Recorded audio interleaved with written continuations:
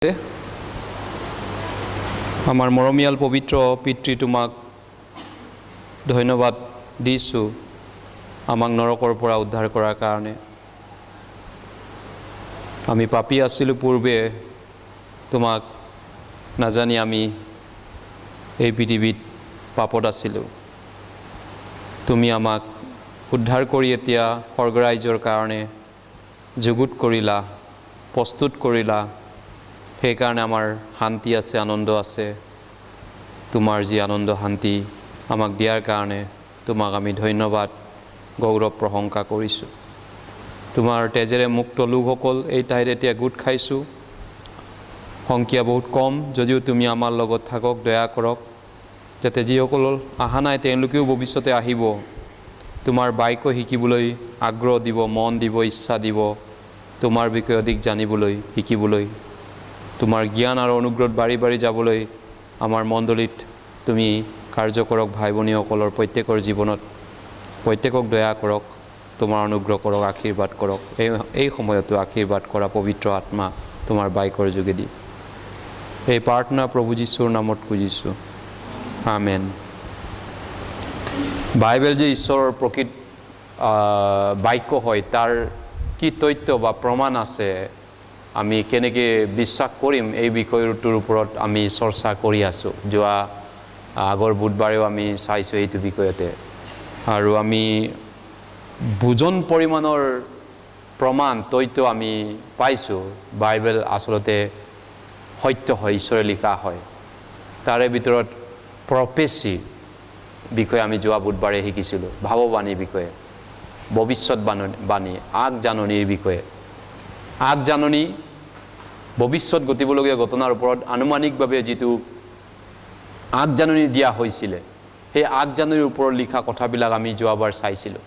বিশেষকৈ যীশু খ্ৰীষ্টৰ বিষয়ে যি আগজাননী দিছিল, তেওঁ আহিব পৃথিৱীত, তেওঁ মছিয়জনৰ বিষয়ে কি আগজাননী দিছিল, আমি সেই বিষয়টো যোৱাবাৰ চাইছিলোঁ। আজি আমি প্ৰথমতে নগৰ, চিটি, নগৰ, টাউন, নগৰৰ বিষয়ে বাইবেলে কি আগজাননী দিছিল, বিশেষকৈ দুখন নগৰৰ বিষয়ে আমি চাব লাগিব। বৈজ্ঞানিক ফালৰ পৰা এই বিষয়ে কোৱা কথাটো যুক্তিসংগতভাৱে মিলি গৈছেনে, সত্য হৈছেনে, আমি যোৱাবাৰ চাইছিলোঁ। মেছিয়ানিক যিটো প্ৰফেচি, মছিয়ৰ বিষয়ে যিটো ভাৱবাণী কৰা হৈছিল, আগজাননী প্ৰমাণ দিয়া হৈছিল, আৰু এইটো আগজাননীবিলাক সঁচাই সিদ্ধ হৈছে, গতি গৈছে, তেতিয়াহ'লে বাইবেল ঈশ্বৰৰ বাক্য, ঈশ্বৰৰ আত্মাৰ দ্বাৰা অনুপ্ৰাণিত বাক্য, আৰু ঈশ্বৰৰ আত্মাই ঈশ্বৰৰ প্ৰাণেৰে লিখা হয়। আমি এইটো যোৱাবাৰ প্ৰমাণ কৰিছোঁ। যিটো আৰ্কলজিকেল, যিটো বা বুৰঞ্জী বা পুৰাতত্ত্ব বিজ্ঞানৰ অধ্যয়ন মতে, যিটো ৰিচাৰ্চ মতে, সেইটো মতে বিশেষভাৱে দুখন নগৰৰ বিষয়ে যি কোৱা হৈছিল, পুৰণা সেই তাহানি দিনৰ নগৰৰ বিষয়ে, সেই নগৰৰ বিষয়ে আমি আজি চেক কৰিম। পটকনে আমি চাব বিচাৰিছোঁ উদাহৰণ হিচাপত তুৰ নগৰৰ বিষয়ে। তুৰৰ বিষয়ে যীশুৱে উল্লেখ কৰিছে। তুৰ নগৰৰ বিষয়ে বাইবেলত কি কৈছিল আৰু আচলতে কি ঘটনা ঘটিছিল, আমি জিহিজকেল 26 অধ্যায় মেলিছোঁ। জিহিজকেল 26 অধ্যায়। নগৰ, চহৰ, দেশ, জাতিৰ বিষয়ে কি বাইবেলে আগজাননী কৰিছিল, এইবিলাক সঁচাই ফলিয়াইছেনে? জিহিজকেল 36 অধ্যায়, ইজিকেল 36, 26 অধ্যায় 26, জিহিজকেল 36 অধ্যায়, 26 অধ্যায়, আচলতে 26 অধ্যায়,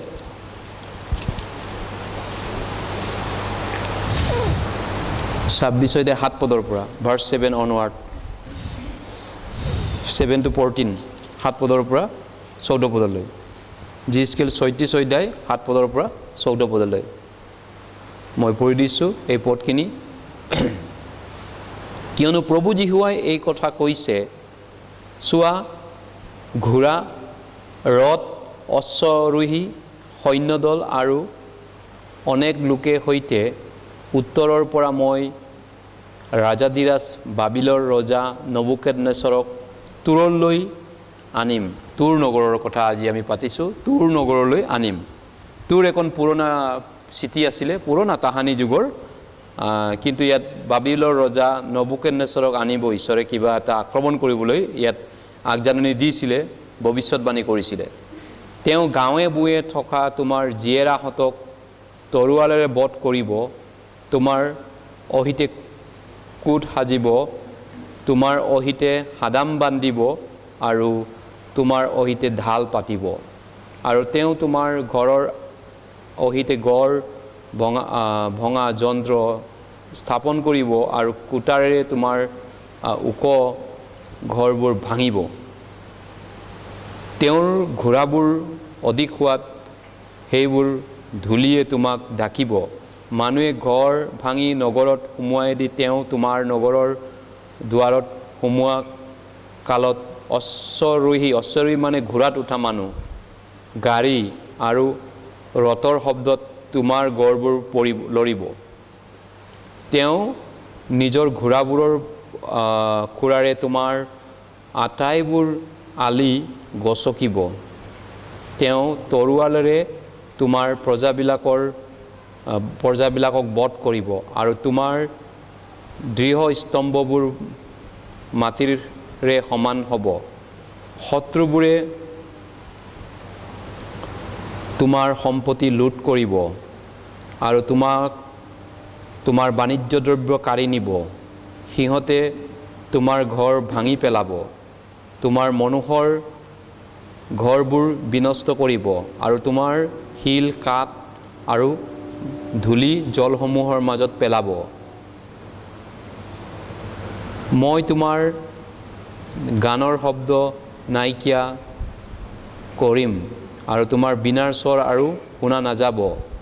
আৰু মই তোমাক সুদাশীল কৰিম, তুমি জাল মেলা ঠাই হ'বা, তোমাক আৰু সজা নাযাব, কিয়নো প্ৰভু জিহুৱাই কৈছে, মই জিহুৱাই ইয়াক ক'লোঁ। এখন নগৰক জাল পেলোৱা জেগাহে কৰিব, মাছ ধৰা মাত্ৰ মানুহ তাত বৰশী বাব বা জাল মেলিব, বৰশী বাই তাতে চিটিটো টাউনটো খতম হৈ যাব। এখন নগৰৰ কথা বাইবেলত আগজাননী কৰিছিলে ঈশ্বৰে। আৰু সেই মানুহে এইটো পুখুৰী হ'ব, তাত মানুহে জাল পাতিব, সেইটোৱে হ'বগৈ, টাউন নহ'বগৈ। এই বিষয়টোৰ ওপৰত ঈশ্বৰে আগজাননী দিছিলে জিস্কেলৰ যোগেদি। আজিৰ পৰা খ্ৰীষ্টপূৰ্ব 600 বছৰ আগত, আজিৰ পৰাতো 2600 বছৰ আগত, খ্ৰীষ্টৰ আগত 600 বছৰ আগত, খ্ৰীষ্টৰ আগৰ পৰা, আজিৰ পৰা 2600 বছৰ আগত। গতিকে এই যিটো ভাৱবাণী, যিটো ভৱিষ্যতবাণী আগজাননী একচুৱেলি কেতিয়া ঘটিছিল? 562 খ্ৰীষ্টপূৰ্ব। ঘটনাটো লিখিছিলে 2600 বছৰ আগত, ঘটনাটো ঘটিছিলে 2572 চনত। 2600 চনৰ খ্ৰীষ্টপূৰ্ব আজিৰ পৰা 2600 বছৰ আগত ঘটনাটোৰ বিষয়ে ঈশ্বৰে আগজাননী দিছিল। আৰু ঘটনাটো সঁচাকৈ ঘটি গৈছিলে 2500 বছৰ আগত, আজিৰ পৰা 2500 বছৰ আগত, মানে প্ৰায় 150 বছৰ পিছত ঘটনাটো ঘটিছিলে ঈশ্বৰে আগজাননী ৱাৰ্ণিং দিয়াৰ পিছত। বিশেষকৈ ইয়াত নবুকেডনেছৰ ৰজা, আপোনালোকে নবুকেডনেছৰ ৰজাৰ বিষয়ে বাইবেলত বহুতবাৰ পাব, দানিয়েল পঢ়িলেও পাব। তেওঁ বাবিল দেশৰ ৰজা আছিল, যেনেকৈ এতিয়া বাবিল ইৰাক ছাদ্দাম হুছেইনৰ জেগাটো, সেইটো ইৰাক, বৰ্তমান ইৰাক বুলি কয়, পুৰণা নাম বাবিল, বেবিলনীয় সভ্যতা। গতিকে বাকীখিনি কেতিয়া ধ্বংস হৈছিল? আংশিকভাৱে এই নগৰটো ধ্বংস কৰিছিল পাৰ্চিয়েলি নবুকেডনেছৰে, কিন্তু বাকীখিনি ধ্বংস কৰিছিল কেতিয়া? এইটো আচলতে আলেকজেণ্ডাৰ দ্য গ্ৰেট, মহান আলেকজেণ্ডাৰ, বিশ্ব বিজয় কৰা আলেকজেণ্ডাৰে তেওঁ এই গোটেইখিনি কাম সম্পূৰ্ণৰূপে সমাপ্ত কৰি পেলাইছিল, এই নগৰৰ সম্পূৰ্ণ ধ্বংস কৰাৰ কাম। গতিকে আৰম্ভণিতে বা প্ৰাৰম্ভিক পৰ্যায়ত এই প্ৰফেচিটো বা এই আগজাননীটো সম্পূৰ্ণৰূপে গোটেইখিনি সিদ্ধ হোৱা নাছিল, সত্য বুলি প্ৰমাণ হোৱা নাছিল। কাৰণ এই নগৰটো শেষ কৰিব বুলি যদিও কোৱা হৈছিলে, এই নগৰৰ বাসিন্দাবিলাকে তুৰ নগৰ, তুৰ বিষয়ে নতুন নিয়মতো তুৰ বুলি যীশুৱে উল্লেখ কৰিছে, তুৰ নগৰৰ বিষয়ে, টাইৰেন্স। কাৰণ কিন্তু এই নগৰ ধ্বংস কৰাৰ সময়ত কিছু লোকে পলাই গৈছিলে, নগৰ এৰি পিনি পলাই পিনি তেওঁলোকে আধা কিলোমিটাৰমান দূৰত গৈ পিনি কিবা এটা দ্বীপ আছিলে, আইলেণ্ড আছিলে, সেই দ্বীপত গৈ পিনি তেওঁলোকে তাত পলাই পতং দি মেইন জেগাৰ পৰা পলাই বাচি গৈছিলে বহুতখিনি মানুহ। কিন্তু ঈশ্বৰে কথম কৰিবলৈ হ'ব দিব বুলি আগজাননী দিছিল। আৰু 200 বছৰ তাত তেওঁলোকে এই কিবাত তেওঁলোকে ধুনীয়াকৈ জীয়াই আছিল এই মানুহবিলাকে 200 বছৰ, তুৰ নগৰৰ পৰা পলোৱা মানুহবিলাকে।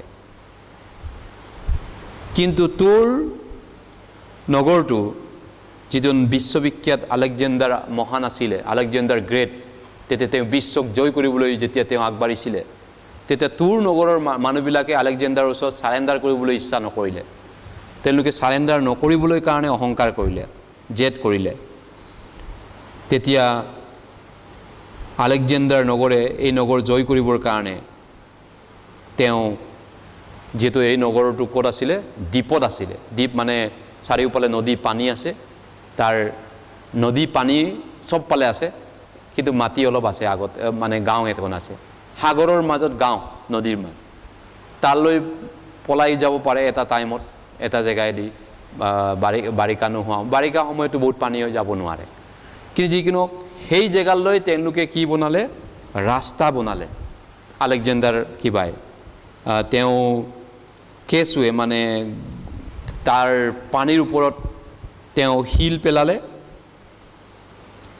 তাৰপিছত তেওঁ তালৈ যাব পৰা ৰাস্তা এটা, মেইন জেগাৰ পৰা সেই দ্বীপলৈ যাব পৰা ৰাস্তা এটা বনালে। মাকিদনিয়া, সেই সময়ত মাকিদনিয়া, বাইবেলে যিটো প্ৰফেচি কৰিছে, এই মাকিদনিয়া কিবাই আলেকজেণ্ডাৰ মহানে এই নগৰটো ধ্বংস কৰি পেলালে আৰু তেওঁ গাঁত কানিলে। তাৰপিছত গাঁত কানি পিনি ৰাস্তা বনাবৰ কাৰণে তাত ডাঙৰ ডাঙৰ বল্ডাৰ পাথৰ তেওঁ বগৰাই দিলে ওপৰৰ পৰা, এই কিবা দ্বীপলৈ গৈ পাবলৈ, এটেক কৰিবলৈ মানুহবিলাকক শেষ কৰিবলৈ। তাৰপিছত শেষত তেওঁ এনেকৈ মাটি ঘৰ চব পেলাই পিনি শেষত তেওঁ ৰাস্তাটো বনি গ'ল। গোটেই বস্তুৰে তেওঁ সেই ৰাস্তাটো বনি যোৱাৰ পিছত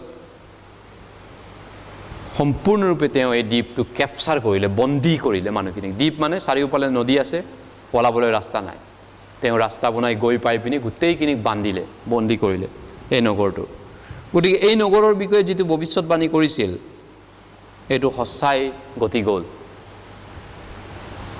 তাৰপিছত তুৰ নগৰ কেতিয়াও জীৱনত আজিলৈকে বনোৱা নহ'ল। জীৱনকালত কোনো তুৰ বুলি নগৰ এই পৃথিৱীত নাই এতিয়া। বাইবেলে যিটো কৈছে কেতিয়াও নহ'ব এইটো। আৰু এইটো সেই তুৰ নগৰটো কি হ'ব, মাছুৱৈ বৰশী বোৱা মানুহবিলাকৰ জাল পাতা জেগা হ'ব। ঈশ্বৰে কোৱা কথা এইটো গতি গৈছে। আৰু জীৱনৰ কাৰণে, চিৰজীৱনৰ কাৰণে মানৱ জাতি ইতিহাসৰ পৰা, পৃথিৱীৰ মুখৰ পৰা, পৃথিৱীৰ পৰা নাম নিচান নাইকিয়া হৈ গ'ল এই তুৰ নগৰটো। আজিও নাই, এতিয়াও নাই, চিৰজীৱনৰ কাৰণে কথম। এটা ছিংগুল চিনো নাই তাত। বিল লেখীয়া হৈ গ'ল, বিল, মাত্ৰ বৰশী বোৱা বিল আছে। ক'ত গ'ল তাৰ জাতিটো, ক'ত গ'ল সেই দেশখন, নগৰটো, কোনো নাম নিচান নাই এতিয়ালৈকে, আজিলৈকে। গতিকে কোনো নাম নিচানে নাই। এতিয়া সেই যিটো আলি বনাইছিলে, সেই আলি বনোৱাবিলাকো এতিয়া নাই। এতিয়া মাত্ৰ তাত কি আছে, বৰশী বোৱা জেগা আৰু মাছুৱৈবিলাকৰ মাছ মাৰা জেগা আৰু মাছ জালটো মেলিব পৰা জেগা এতিয়া বৰ্তমান এনেকা জেগা হৈ আছে ইয়াত জি স্কেলত কৈছিলে জাল পাতাহে হ'ব ইয়াত একজেক্টলি 100% মিলি গৈছে তাৰপিছত নিনবী নগৰৰ বিষয়ে যীশুৱে বাৰে বাৰে উল্লেখ কৰিছিলে নিনবী নগৰ নিউ টেষ্টামেণ্টত নিনবী বৰ্তমান তেহৰান ইৰাণৰ ৰাজধানী তেহৰান বৰ্তমান তেহৰান বুলি নামটো বদলি কৰিলে যেনেকৈ কলকাতা মাদ্ৰাছ চেন্নাই নাম বদলি কৰিলে ন এতিয়া নিনবীটো এতিয়া তেওঁলোকে বদলি কৰিলে তেহৰান ইৰাণৰ ৰাজধানী তেহৰান গতিকে পুৰণা নগৰ আৰু ঈশ্বৰে ইয়াত কাক পঠাইছে নিশ্চয় আপোনালোকে মনত আছে জোনা ভাৱবাদীক নিনবী নগৰলৈ জোনা ভাৱবাদীক পঠাইছিলে মানুহবিলাকক যাতে নিনবীবাসীবিলাকক মন পাল্টন কৰাব পাৰে ৰিপেণ্টেণ্ট কৰাব পাৰে নিনবী নগৰবিলাকক মন পাল্টন কৰিবলৈ তেওঁলোকক ঈশ্বৰে জোনাক পঠাইছিলে কিন্তু তেওঁলোকৰ মন পাল্টন কেইটামান বছৰেহে হৈছিলে লম্বাকৈ মন পাল্টন হোৱা নাছিলে বা পাৰ্মানেণ্টলিভাৱে মন পাল্টন কৰা নাছিলে খুব কম সময়ৰ কাৰণে মাইণ্ডটো চেঞ্জ কৰিছিলে নিনবী নগৰৰ মানুহবিলাকে তাৰপিছত এই অসুৰ যিটো বুলি কয় ইৰাণৰ আগৰ পুৰণা নাম এই অসুৰ জাতিটো সঁচাই অদ্ভুত অসুৰেই আছিলে অসুৰেই দৰক অসুৰ এছিৰিয়ান বুলি যিটো কয় ইংৰাজীত বৰ্তমান এই অসুৰ সিৰিয়া বা এই ইৰাণ তেওঁলোকে মানুহক ইমানেই বেয়া কাম কৰি আকৌ নিনবীত যেতিয়া কিবাই প্ৰচাৰ কৰিছিলে কিছু পৰিমাণে তেওঁলোকৰ পাপটো অলপ কমাইছিলে জোনাই যেতিয়া প্ৰচাৰ কৰি আছিলে কিন্তু কিছুদিন পিছত আকৌ আগৰ পাপটো কৰিবলৈ আৰম্ভ কৰিলে আগৰ দুষ্ট বেয়া জীৱনবিলাক ইমান দুষ্ট বেয়া কাম কৰিবলৈ আৰম্ভ কৰিলে আৰু বৰ নিষ্ঠুৰভাৱে মানুহ হত্যা কৰিছিল বহুত কাটা মাৰা নিষ্ঠুৰভাৱে মানুহ মাৰ্ডাৰ কৰিছিল বিশেষকৈ যিবিলাক চাকৰ মানুহ হয় গোলাম কাটিবলৈ কিনা বেচা হৈছিল সেই গোলামবিলাকক কি কৰিছিলে তেওঁলোকে মালিকবিলাকে জিয়াকে মানুহৰ ছালটো বাকলিয়াই চাইছিলে কেনেকা লাগে বুলি এইটো সঁচা কথা বুৰঞ্জীয়ে কৈছে নিনবী নগৰত মানুহবিলাক তেনেকুৱা আছিলে ইমান হাৰাম জিয়া মানুহৰ ছালটো চামৰাটো কাটি দিয়ে বকলিয়াই থাকে ব্লেটেৰে এনেধৰণৰ পাপ ঈশ্বৰে কিমান সহ্য কৰিব তেওঁলোকৰ এনেকুৱা দুষ্ট পাপ দেখি তেওঁলোকে মানুহৰ চাকৰি কাম কৰাবিলাকক এনেকৈ তেওঁলোকে চামৰা ছাল উলিয়াই দিছিল এইকাৰণে BC 7 খ্ৰীষ্টপূৰ্ব 7 চনত যীশুখ্ৰীষ্ট অহাৰ 7 বছৰ আগত আজিৰ পৰা 2007 বছৰ আগত নহুমে এই বিষয়ে ভাৱবাণী কৰিছিল এই নিনবী নগৰটোক ধ্বংস কৰা হ'ব একেবাৰে চিৰজীৱন নিনবী নগৰক বিচাৰ কৰা হ'ব নহুম 2 অধ্যায়ত আছে পুৰণা নিয়মৰ শেষৰ ফালে আছে নহুম মাইনৰ প্ৰফেটতে আছে নহুম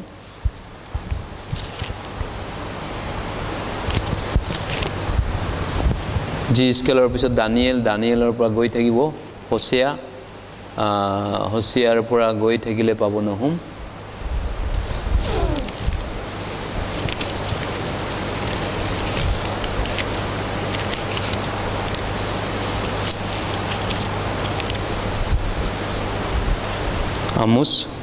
আমোছৰ পৰা আৰু আগলৈ যাব ওবেদিয়া জোনা মিখা নহুম তাৰপিছত নহুম 2 অধ্যায় কিমান পৃষ্ঠা 1010 পৃষ্ঠাত উলিয়াব নহুম 2 অধ্যায় 3 পৰা 8 পদলৈ কোনে পঢ়ি দিব এইটো নিনবী নগৰৰ বিষয়ে কৰা আগজাননী আছিলে তেওঁলোকৰ পাপৰ পৰিণাম ঈশ্বৰে আগজাননী ভৱিষ্যতবাণী কৰিছিল 2 অধ্যায় 8 পদৰ পৰা 2 অধ্যায় 3 পদৰ পৰা 8 পদলৈ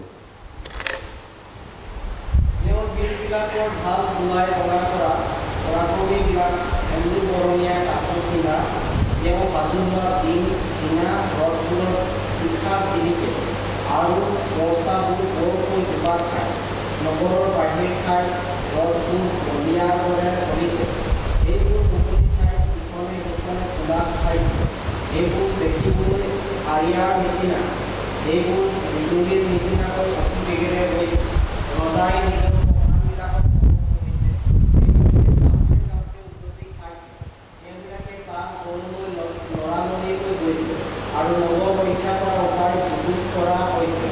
নদীবোৰৰ দুৱাৰ মুকলি হৈ গ'ল, ৰাজগৃহ পানী তুলি হৈ গ'ল আৰু ওচৰ অনাবৃতা হ'ল। তেওঁ নিয়া হ'ল আৰু তেওঁ নিগিৰিয়াবিলাকে ভুকুৱাই কপোৰ চৰেৰে পোক কৰিছে। কিন্তু নিনবী আগৰ কালৰে পৰা এটা বলপূৰ্ণ তথাপি মনত ওলাইছে। লোকে তাক শুনিলেও কোনেও উভতি নাচায়। হয় 8 পদলৈ। গতিকে 7 পদত 7ত কৈছে সুচৰৰ অনাবৃত্ত হ'ল। এইটো অনাবৃত্ত। গতিকে তেওঁলোক নিনবী নগৰ এনেকুৱা আছিলে, মানুহক ছাল বাকলিয়ে জিন্দা ছাল বাকলি গুচাই দিছিলে চাকৰ কৰা মানুহবিলাকক। গতিকেলৈ হয় কোনেও ঈশ্বৰলৈ ঘূৰা নাছিলে, তেওঁলোকে ঈশ্বৰলৈ মন পাল্টন কৰা নাছিলে। সেইকাৰণে ঈশ্বৰে কি কৰিলে, তেওঁ বানপানী আনিলে। কোচ নদীৰ তেওঁ কিনাৰত তেওঁ অতিৰিক্ত বৰষুণ দিলে, বহুত বৰষুণ বৰষালে। ঈশ্বৰে বৰষুণ বৰষাই তেওঁলোকৰ যিটো নগৰলৈ যোৱা ৰাস্তা আছিলে, মানে আলিবাট, মানে পথাৰৰ মাজেদি নদীৰ পৰা বামলৈ যোৱা যিটো গৰা মানে END টাইপৰ ৰাস্তা, পানী বেঠি ৰাখা, নদী বেঠি ৰাখা যিটো মেইন ৰাস্তা END বুলি আমাৰ ইয়াত END বা আলি বুলি যিটো কয়, পানী সেইটো ৰাস্তা নহ'লে পানী উঠি যাব। কিন্তু সেইটো ভাঙি গ'ল অতিৰিক্ত বৰষুণত। ইমান বৰষুণ ঈশ্বৰে পেলালে, তেওঁলোকৰ মেইন পানী ধৰোতা ৰাস্তাটো ভাঙি গ'ল। তাৰপিছত বেবিলনিয়া এই নগৰটো 12 খ্ৰীষ্টাব্দত, খ্ৰীষ্টপূৰ্ব 12 খ্ৰীষ্টাব্দত বেবিলনে এটেক কৰি লৈ পেলালে। বেবিলন মানে ইৰাকে, কাক? ইৰাণ, নিনবী। বৰ্তমান নিনবী মানে তেহৰান ৰাজধানী, নামটো তেহৰান হ'ল। আগত নিনবী আছিলে। একেক নগৰে নামটো বদলি কৰা হৈছে। গতিকে সঁচাই এনেকুৱা পতন হৈছিল। তাৰপিছত জাতি বা দেশৰ বিষয়ে বাইবেলত ভৱিষ্যতবাণী কৰিছিলে। ইজৰাইল জাতিৰ বিষয়ে ঈশ্বৰে ভৱিষ্যতবাণী কৰিছিলে। নিশ্চয় আপোনালোকে মনত আছে ইজৰাইল জাতিৰ বিষয়ে, এটা দেশ বা জাতি, নেশ্যন। গতিকে ইজৰাইল জাতিৰ বাইবেলত যদি পঢ়োঁ, ফুল অফ ইজৰাইল জাতিৰ হিষ্টৰী পাব, ইজৰাইল জাতিৰ কাহিনীয়ে পাব। তেওঁলোকৰ অতীত, তেওঁলোকৰ বৰ্তমান আৰু তেওঁলোকৰ ভৱিষ্যত, এই গোটেইখিনি বাইবেলখনত ভৰ্তি আছে ইজৰাইলৰ বিষয়ে, অতীত, বৰ্তমান আৰু ভৱিষ্যত। আৰু এই সকলোবিলাক লিখাৰ ধৰণে এটা এটাকৈ ফলিয়াইছে মাত্ৰ। ইজৰাইলৰ অতীত, বৰ্তমান আৰু ভৱিষ্যত বাইবেলত আগতীয়াকৈ আগজাননী ঈশ্বৰে যিটো দিছিলে সেইমতে এটা এটাকৈ ফলিয়াইছিলে। তাৰ এক উদাহৰণ হিচাপত যদি আমি চাওঁ, দ্বিতীয় বিৱৰণ 28 অধ্যায় আৰু লেবীয়া 26 অধ্যায় কিহৰ ওপৰত লিখা হৈছে গম পায়নে? মই যেতিয়া লেবীয়া 26 অধ্যায় পঢ়িছিলোঁ এটা জেগাত থাকোঁতে, মোৰ ভয় কঁপি গৈছিলে একচুৱেলি লেবীয়া 26 অধ্যায়টো পঢ়ি, ইজৰাইলৰ ইতিহাসটো চাই পিনি। লেবীয়া 26 আৰু দ্বিতীয় বিৱৰণ 28 অধ্যায়ত কোৱাৰ দৰে তেওঁলোকৰ জীৱনটোত কি ঘটনা ঘটিছিল, তাতে পানিছমেণ্টৰ বিষয়ে তেওঁলোকক লিখা আছে। কি পানিছমেণ্ট পাব অবাধ্য হ'লে, ক'ত? লেবীয়া 26ত আৰু দ্বিতীয় বিৱৰণ 28 অধ্যায় ইজৰাইলৰ হাওৰ বিষয়ে লিখা আছে। এইটো তেওঁলোকৰ অবাধ্যতাৰ কাৰণে ঈশ্বৰে তেওঁলোকক মাটিকালি কিবা মাটিলৈ ৰূপান্তৰ হ'ব, খৰাং মৰুভূমিলৈ ৰূপান্তৰ হ'ব, গাখীৰ আৰু মৌ বৈ থকা কানান দেশটো। ঈশ্বৰে সেইটো আগজাননী দিছিলে, তেওঁলোকৰ অবাধ্য হ'লে এই গাখীৰ আৰু মৌ বৈ থকা দেশটো মৰুভূমি হ'ব, মৰুভূমি। ঈশ্বৰে আগজাননী তেওঁলোকক দি ৰাখিছিলে। আৰু মাটিকালি তেওঁলোকৰ কাম নাইকিয়া হ'ব আৰু তেওঁলোকক নিজৰ দেশৰ পৰা দেশান্তৰ কৰি পৃথিৱীৰ বিভিন্ন দেশলৈ গোট কৰি বিক্ৰী কৰি দিয়া হ'ব চাকৰ হিচাপত। তেওঁলোকক অলৰেডি ঈশ্বৰে এইটো ভাৱবাণী কৰিছিল, ভৱিষ্যতবাণী আগজাননী দিছিল। ইজৰাইলক মাটিটো উচ্ছন্ন কৰি নিজৰ দেশৰ পৰা উঘালি পেলোৱা হ'ব।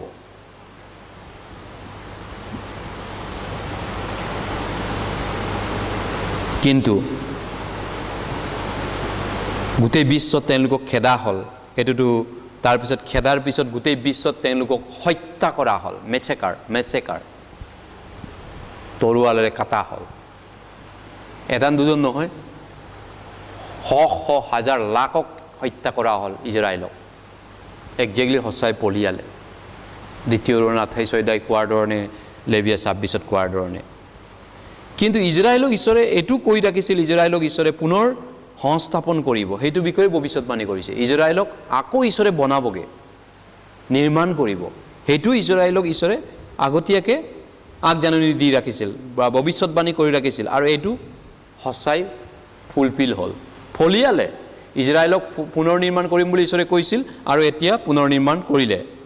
গতিকে তেওঁলোকৰ দুখ যাতনাৰ সীমাহীন দুখ যাতনা, শেষ নোহোৱা জ্বালা, শেষ নোহোৱা দুখ কষ্ট, তাৰণা, হত্যা স্বত্তেও এই যিহুদী জাতিটো তেওঁলোকে য'ত য'ত গৈছিলে তেওঁলোকে নিজৰ যিহুদী জাতি ধৰ্ম বজাই ৰাখিছিলে, মিক্স হোৱা নাছিলে। যিহুদী বুলি তেওঁলোকে য'ত য'ত খেদিছিলে যদিও নিজৰ ভাষা সংস্কৃতি জাতি তেওঁলোকে অক্ষুণ্ণ ৰাখিছিলে।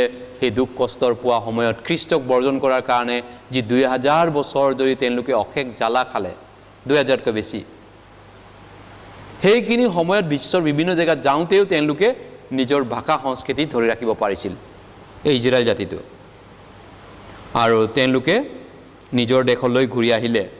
তাৰপিছত নিজৰ মাতৃভূমিলৈ ঘূৰি আহি পিনি তেওঁলোকে এই মৰুভূমি মাটিটো সাৰুৱা মাটিলৈ ৰূপান্তৰ কৰিলে, বদলি কৰিলে। বাইবেলে যেনেকৈ ভাৱবাণী কৰিছিল, জিৰিমিয়া 30 অধ্যায় আমি চাওঁ, ইজৰাইলৰ বিষয়ে বাইবেলত যেনেকৈ কৈছিল তেনেকৈ হৈছে। জিৰিমিয়া 30। আমি এতিয়া ইজৰাইল জাতিৰ বিষয়ে ঈশ্বৰে কোৱা ভাৱবাণীৰ বিষয়ে চাইছোঁ। তেওঁলোকৰ বিষয়ে কি সঁচাকৈ ফলিয়াইছেনে? সঁচাই ফলিয়াইছে। জিৰিমিয়া 30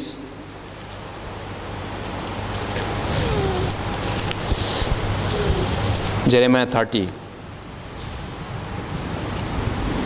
3 পদ। 30 অধ্যায় জিৰিমিয়া পৃষ্ঠা কৈ দিবা, 3 পদ, 861 পৃষ্ঠা, 861, 861 পৃষ্ঠা, 3 পদ। কিয়নো জিহুৱাই কৈছে, চোৱা মই যি দিনা মোৰ প্ৰজা ইজৰাইল আৰু জিহুদাৰ বন্দী অৱস্থা পৰিৱৰ্তন কৰিম, এনে দিন আহিছে।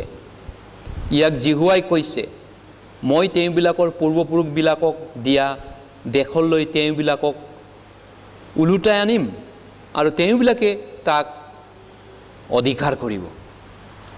ঈশ্বৰৰ কথা আছিলে, ঈশ্বৰৰ আগজানিও আছিল, নহয় জানো? গতিকে এই পদখিনি লিখা সময়ত আকৌ তেওঁলোকৰ নিজৰ অৱস্থা বেয়া। এই পদখিনি লিখা সময়ত জিৰিমিয়া যেতিয়া লিখিছিলে, তেওঁলোকক বেবিলনলৈ 70 বছৰ নিবৰ কাৰণে যুঁজা চলি আছিলে। তেওঁলোকৰ অপৰাধ বহুত বেছি হৈছিলে। তাৰপিছত তেওঁলোকে বেবিলনত 70 বছৰ বন্দী হ'বলৈ গৈছিলে, এই জিৰিমিয়াৰ পিছতেই। কিন্তু পিছত ঈশ্বৰে সঁচাই ইজৰাইলক এটা ৰাষ্ট্ৰ হিচাপত বিশ্বত সন্মান দিলেগৈ। 1948 চনত তেওঁলোকে বিশ্ববাসীৰ আগত, গোটেই বিশ্বৰ আগত তেওঁলোকে এটা ৰাষ্ট্ৰ হিচাপত সন্মান পালে। গোটেই বিশ্বৰ আগত তেওঁলোকে এতিয়া সন্মানীয় জাতি হয়, ইজৰাইল এটা নেশ্যন, ৰাষ্ট্ৰ বুলি। এইটো এটা সাংঘাতিক। তেওঁলোকৰ হেৰুৱা ৰাজধানী যি আছিলে, পুৰণা ৰাজধানী জেৰুচালেম, যিটো সন্মানৰ বিষয়, 1967 চনত জেৰুচালেমটোকো আকৌ ঘূৰাই পালেগৈ ৰাজধানী হিচাপত। জেৰুচালেম ৰাজধানী হ'ল আৰু তেওঁলোকে এতিয়া তাত উন্নতি আৰু সন্মানেৰে জীয়াই আছেগৈ ইজৰাইলত। ইজৰাইলৰ বিষয়ে ঈশ্বৰে যি পুনৰুত্থানৰ কথা, পুনৰ নিৰ্মাণৰ কথা কৈছিল, যদিওবা তেওঁলোকৰ সীমাহীন দুখ কষ্ট অন্ত নাই, তেওঁলোকৰ তাৰণাৰ অন্ত নাই, তেওঁলোকক মাৰশিলৰ অন্ত নাই, তেওঁলোকক দুখ যাতনাৰ অন্ত নাই, তৎসত্ত্বেও ঈশ্বৰে তেওঁলোকক এইটো প্ৰতিজ্ঞা কৰিছিল, যিমানে মাৰ নাখাওক, যিমানে কষ্ট নাপাওক, যিমানে তুমি শাস্তি নাখাওক, তোমাক মই পুনৰ বনামগৈ। ঈশ্বৰে সেইটো বাৰে বাৰে তেওঁলোকক প্ৰতিজ্ঞা দি ৰাখিছিলে। আৰু সেই প্ৰতিজ্ঞা আমি বাইবেলত ইজৰাইলৰ জীৱনত সিদ্ধ হোৱা, ফলিওৱা আমি দেখিছোঁ। গতিকে ঈশ্বৰৰ বিশ্বাসী ঈশ্বৰে তেওঁৰ প্ৰতিজ্ঞা ৰক্ষাকাৰীত বিশ্বাসী হয়। গতিকে গাডছ ফেইথফুলনেছ ইন ইজ প্ৰমিছ, যিটো ঈশ্বৰে তেওঁৰ কথা কোৱা প্ৰতিজ্ঞাটো তেওঁ বিশ্বাসী হয়। সেইকাৰণে ইজৰাইলক যেনেকৈ কৈছিলে তেওঁ ইজৰাইলক অধপতন স্বত্তেও ঈশ্বৰে নিজৰ কথা ৰাখিছেগৈ। ঈশ্বৰৰ কথাৰ কাৰণে, ইজৰাইল বুলি নহয়, ঈশ্বৰৰ খাতিৰত, ঈশ্বৰৰ শপতৰ খাতিৰত ইজৰাইলক ঈশ্বৰে পুনৰ বনালে। মিছৰ দেশৰ বিষয়েও বাইবেলত ভৱিষ্যতবাণী কৰিছে। মিছৰ দেশটো এতিয়া আগত পুৰণা সন্মানীয় দেশ নহয়নে, মিছৰীয়া। গতিকে পুৰণা কালত মিছৰ বুলি ক'লে এটা সন্মানিত আৰু অতি ঐশ্বৰ্যৱান এটা ইতিহাস আছে, বুৰঞ্জী আছে মিছৰীয়া বুলি ক'লে, কিন্তু বৰ্তমান নাই। বাইবেলে কিবা এটা কৈছিলে এই জাতিটোৰ বিষয়ে, এই দেশৰ বিষয়ে, সেইকাৰণে এইটো নাই এতিয়া। আগৰ সেই সন্মান মান নাই তেওঁলোকৰ, যিটো নাম আছে বিশ্বত নাম নাই তেওঁলোকৰ। গতিকে কিয় হ'ল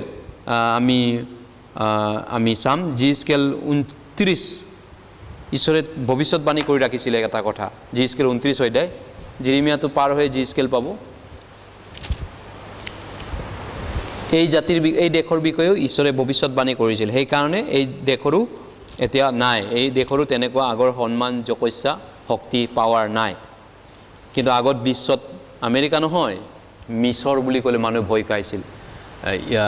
কিবা ৰোম বুলি ক'লে ভয় খাইছিল মানুহ, ৰোমিয়া মানুহ বুলি ক'লে। এতিয়া কিন্তু এইটো নহয়, এতিয়া এইবিলাক বদলি হৈ থাকিল। এতিয়া জিস্কেল 29 দিনকাল এতিয়া বহুত বদলি হ'ল, চেঞ্জ হ'ল, বাইবেলে কোৱাটো মিলি যোৱা কাৰণে, মিলিব লাগে কাৰণে।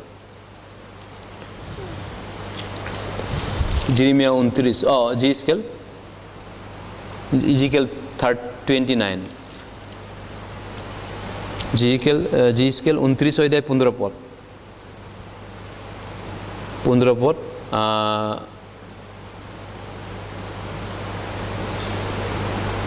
মই 13ৰ পৰা পঢ়ি দিছোঁ, ভাৰ্ছ 13ৰ পৰা পঢ়িছোঁ। তথাপি প্ৰভু যীশুৱাই এই কথা কৈছে, যি জাতিবিলাকৰ মাজত মিছৰীয়াহঁত ছিন্ন ভিন্ন হ'ব, সেই জাতিবিলাকৰ মাজৰ পৰা মই 40 বছৰৰ মূৰত সিহঁতক চপাম। মই মিছৰৰ বন্দী অৱস্থা পৰিৱৰ্তন কৰিম আৰু সিহঁতৰ উৎপত্তিৰ দেশ তত্ৰুছ দেশলৈ সিহঁতক ওলোটাম। তাতে সেই ঠাইত সিহঁত এক সামান্য ৰাজ্য হ'ব। এই সামান্য ৰাজ্য হ'বগৈ পিছত। 15 পদ আমি একেলগে পঢ়োঁ। সেয়ে ৰাজ্যবোৰৰ মাজত সকলোতকৈ সামান্য হ'ব, জাতিবিলাকৰ ওপৰত আৰু মূৰ নুতুলিব, আৰু জাতিবিলাকৰ ওপৰত প্ৰভুত্ব নকৰিবৰ নিমিত্তে মই সিহঁতক হ্ৰাস কৰিম। ঈশ্বৰে পাৱাৰটো কমাই দিম বুলি কৈছে মিছৰক। কিন্তু মিছৰ বুলি ক'লে সেই সময়ত ভয় লগা আছিলে, কাৰণ ইজৰাইলক 430 বছৰ পাৱাৰফুল ইজৰাইলক বন্দী কৰি ৰাখিছিল। মিছৰ বুলি ক'লে এটা পুৰণা ইতিহাসত বিশ্বত নাম জ্বলা আছিলে। মামিৰ ৰজা তেওঁলোকৰ পৌৰণ ৰজা বিশ্বত ভয় লগা আছিলে। কিন্তু ঈশ্বৰে এইটো শপত খাই কৈ ৰাখিছে, মিছৰ জাতি বিশ্বত ভৱিষ্যতে দুৰ্বল হ'ব, কমজুৰি হ'ব, একেবাৰে পাৱাৰ নাইকিয়া হ'ব, বিশ্বত নামেই নাথাকিব তেওঁলোকৰ। এতিয়া এইটোৱে হ'ল পিছত। সেই তাহানিৰ সেই সন্মান নাই। এতিয়া ইজৰাইলৰ নাম আছে বা ছুপাৰ পাৱাৰ আমেৰিকা, ৰাছিয়া, চাইনাৰ নাম আছে, মিছৰৰ নাম নাই, কাৰণ ঈশ্বৰে এইটো ভৱিষ্যতবাণী কৰিছিলে। গতিকে এতিয়া ইজিপ্তটো এটা সৰু দেশ হৈ গ'ল, সৰু এখন দেশ। জিস্কেলে যেনেকৈ ইয়াত ভৱিষ্যতবাণী কৰিছিল, এতিয়া অকল মাত্ৰ নাম মাতোন এইটো এটা জীয়াই থকা দেশ। মামিৰ আছে, পুৰণা কেইটামান বস্তু আছে, চিনেমা বনাব যায়, এনেকুৱা কিছুমান আৰু বস্তু, তাত বিশেষ একোৱেই নাই। এতিয়া বিশেষকৈ ঈশ্বৰৰ তেওঁৰ ভাৱবাণী শক্তিশালী ৰূপে ঈশ্বৰে সিদ্ধ কৰিছে, তেওঁৰ কথা ঈশ্বৰে পলিয়াব দিছে। এছিৰিয়াৰ বিষয়ে কি ভাৱবাণী কৰিছিলে? এছিৰিয়া মানে পুৰণা এছিৰিয়া, বৰ্তমান চিৰিয়া।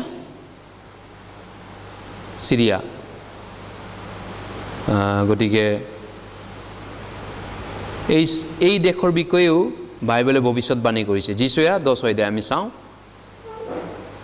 এই জাতিৰ বিষয়ে অসুৰ জাতিৰ বিষয়ে আমি চাইছোঁ। এতিয়া এছিৰিয়া, অসুৰ যিচয়া 10 অধ্যায়।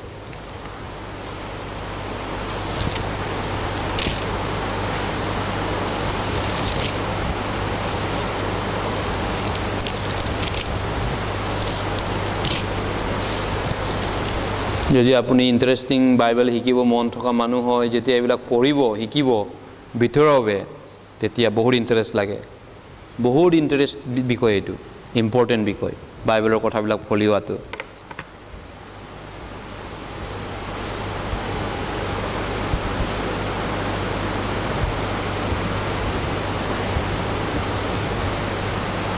পাঁচ পদৰ পৰা 12 পদলৈ কোনে পঢ়ি দিব? যিচয়া আইজায়া 10 chapter 10 verse 5 to 12। অসুৰৰ বিৰুদ্ধে কোৱা ভাৱবাণী পঢ়ি দিবা কোনোবাই। যি অসুৰ মোৰ ক্ৰোধৰ দণ্ডধাৰী স্বৰূপ, যাৰ হাতত মোৰ খুব প্ৰকাশ লাগি আছে, এই অসুৰৰ ঘটা মই তাক এক অঘৰী জাতিৰ বিৰুদ্ধে পঠাম, আৰু মোৰ ক্ৰোধৰ পাত্ৰ এই জাতিৰ সৈতে লুট কৰিবলৈ, লুট কৰিব ল'বলৈ আৰু বাটৰ তাৰ নিচিনাকৈ গছকিবলৈ মই তাক আজ্ঞা দিম। তথাপি তাৰ কল্পনা এই প্ৰকাৰ নহয়, আৰু তাৰ মনেও তাক নাভাবে। কিন্তু বিনষ্ট কৰিবলৈ আৰু অনেক জাতিৰ সংহাৰ কৰিবলৈ তাৰ মন। তেওঁলোক বুলি কয়, মোৰ অধীনে শাসন কৰাবিলাক জানো আটাইবিলাক ৰজা নহয়, কলমো জানো অৰ্থনিচৰ নিচিনা নহয়, সমাজ জানো অৰ্থৰ নিচিনা নহয়, চমৰীয়া জানো ধনেশ্বৰৰ নিচিনা নহয়। যি ৰাজ্যবোৰৰ টকাৰ প্ৰতিমাবোৰ জেৰুচালেম আৰু চমৰীয়া মূৰ্তিবোৰতকৈ উত্তম আছিল, সেই মূৰ্তি পূজক ৰাজ্যবোৰ যেনেকৈ মোৰ কাষলৈ আহিল, মই চমৰীয়া আৰু তাৰ মূৰ্তিবোৰক কৰা নিচিনাকৈ জেৰুচালেম আৰু তাৰ প্ৰতিমাবোৰক তেনেকৈ কৰিমে। 12 পদলৈকে। এই হেতুকে মই জিহুৱাই চিয়ন পৰ্বতত আৰু জেৰুচালেমত মোৰ সকলো কাৰ্য এৰি এটোৱাৰ পাছত অসুৰৰ ৰজা গৰ্ভী চিকল কৌশল আৰু কাৰ্য আৰু তাৰ উদ্ধৰ দৃষ্টিৰ আৰু আৰম্ভ প্ৰতিফল দি অসুৰৰ ৰজা বুলি 12 পদত কৈছে। অসুৰ এটা বিখ্যাত পাৱাৰফুল ৰাজ্য আছিল। আগতে ইজৰাইলক বহুত দিগদাৰ দিছিলে। ঈশ্বৰে ব্যৱহাৰ কৰিছিল, যদি 5 পদত কৈছে, মই ব্যৱহাৰ কৰিছিলোঁ ইজৰাইলক পিটিবৰ কাৰণে অসুৰৰ যোগেদি। ইজৰাইলক পিটন দিছিলে অসুৰীয়া জাতিৰ যোগেদি ঈশ্বৰে। কিন্তু সেই অসুৰীয়া জাতিক ঈশ্বৰে এনেকৈ পিটন দিবগৈ, লাষ্টত অসুৰো কাম নাইকিয়া হ'ব, একেবাৰে কাম নাইকিয়া হ'ব। গতিকে সেই প্ৰফেচি, এই ভাৱবাণী সঁচাই কোৱাৰ ধৰণে বৰবাদ হ'ল। নিনবীৰ বিষয়ে যিটো যেনেকৈ কিবা নহুমে ভাৱবাণী কৰিছিল, তেনেকৈ জাপানীয়া ভাৱবাণী কৰিছে অসুৰৰ বিষয়ে, যে অসুৰ কেনেকৈ শেষ হ'ব বা অসুৰ কি ধৰণে হ'ব ভৱিষ্যতে। চপনীয়া ভাৱবাণীয়ে এইটো ভাৱবাণী কৰিছে। যেনেকৈ নিনবীৰ বিষয়ে কোনে ভাৱবাণী কৰিছিল? নহুমে নিনবী কি অৱস্থা হ'ব ঈশ্বৰে কথম কৰিব, আৰু অসুৰকো ঈশ্বৰে পিটন দিব। অসুৰক ইজৰাইলক পিটন দিবলৈ ঈশ্বৰে ব্যৱহাৰ কৰিছিল, কিন্তু অসুৰকো আকৌ ঈশ্বৰে পিটন দিব। নহুম নহয়, চপনীয়া 2 অধ্যায়ত আছে, এইটো ভৱিষ্যতবাণী কৰিছিল ঈশ্বৰে। অসুৰৰ কি ভৱিষ্যতে হ'ব, অসুৰ জাতিটোৰ ভৱিষ্যত কি হ'ব? চপনীয়া।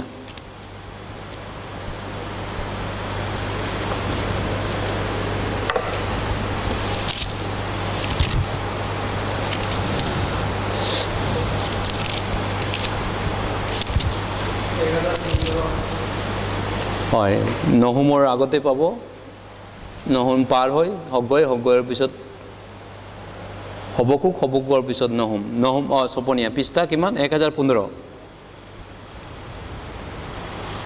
2 অধ্যায় 13-14 পদ। চপনীয়া 2 অধ্যায় 13 আৰু 14 পদ। অসুৰৰ বিৰুদ্ধে ঈশ্বৰৰ কথা 13 আৰু 14 পদ। জাপানায়া চেপ্টাৰ 2 ভাৰ্ছ 13 and 14। জাপানায়া। আৰু তেওঁ উত্তৰ দিশৰ বিৰুদ্ধে নিজৰ হাত মেলি অসুৰক বিনষ্ট কৰিব, আৰু নিনবীক ধ্বংসস্থান, অৰণ্যৰ নিচিনা শুকান ভূমি কৰিব। এতিয়া ইৰাণটো আৰু তাৰ মাজত পহুৰ জাক আৰু সকলোবিধ বনৰীয়া জন্তু শুব, থেৰা চৰাই আৰু কেটলা পহুৱে তাৰ মাতলাবোৰত কথাব আৰু খিৰিকীত গান কৰা শব্দ শুনা যাব। দুৱাৰ দলিবোৰত ধ্বংস অৱস্থা হ'ব, কিয়নো তেওঁ এৰছ কাটৰ কাৰ্য অনাবৃত্ত কৰিলে। হয়, অসুৰৰ ভৱিষ্যতটো ঈশ্বৰে ইয়াত আগজাননী কৰিছিল। আৰু যেনেকৈ আগজাননী কৰিছিল, অসুৰ এতিয়া কমজুৰি, নাই অস্তিত্ব। ইজৰাইল আছে কিন্তু অসুৰ, বাইবেলৰ পুৰণা নিয়ম পঢ়িলে অসুৰ বহুত পাব, ইজৰাইলক কেনেকৈ এটেক কৰিছিল, আক্ৰমণ কৰিছিল। কিন্তু বৰ্তমান অসুৰ কমজুৰি, দুৰ্বল হৈ গৈ থাকিল। গতিকে ছপনীয়াই যেনেকৈ ভৱিষ্যতবাণী আগজাননী কৰিছিল যে অসুৰীয়া ৰাজ্য ধ্বংস হ'ব, কোনে ধ্বংস কৰিলে? নবুকদনেছৰ, কিং অফ বেবিলন। সেইটো ধ্বংস কৰাটো, অসুৰ জাতিটোক, এছিৰিয়া, অসুৰ বা ইৰাণক এটেক কৰাটো, ধ্বংস কৰাটো কোন আছিলে? বেবিলনৰ ৰজা নবুকদনেছৰে। তে ঈশ্বৰে ব্যৱহাৰ কৰিছিলে নবুকদনেছৰক। তা বেবিলনো কিন্তু ধ্বংস নহ'ব নেকি? বেবিলন যে ইমান পাৱাৰ দেখাই আছে, কি বেবিলন তেনেহ'লে সদায় পাৱাৰফুল আছে না? এতিয়াতো নাই। তাহানি ইমান পাৱাৰফুল আছিল, এতিয়াতো নাই। তে বেবিলনকো ঈশ্বৰে ভৱিষ্যতবাণী কৰিছিল যে এই বেবিলন দেশটো ইমানেই শক্তিশালী হ'ব, বিশ্বত ওপৰত থাকিব, অধাই ওপৰত থাকিব। কিন্তু এছিৰিয়াক যেনেকৈ 607 খ্ৰীষ্টাব্দত ধ্বংস কৰিছিল, 607 খ্ৰীষ্টাব্দত, যীশু অহাৰ 600 বছৰ আগত এছিৰিয়া ধ্বংস হৈছিল। আৰু ইজিপ্তটো যীশু অহাৰ 605 বছৰ আগত ধ্বংস হৈছিল, ইজিপ্তটো, মিছৰ দেশটো। ঠিক একেইধৰণে ঈশ্বৰৰ বাক্য মতেই বেবিলনীয়া সভ্যতাও ধ্বংস হ'ব, বেবিলন দেশো নাইকিয়া হ'ব। জেৰেমিয়াই ভাৱবাণী কৰিছিল বেবিলনৰ বিষয়ে। আমি জেৰেমিয়ালৈ চাওঁ 25 অধ্যায়, বেবিলনকো ধ্বংস কৰিব, সেইটো ঈশ্বৰে ভাৱবাণী কৰি ৰাখিছিল জেৰেমিয়াৰ যোগেদি। জেৰেমিয়া 25।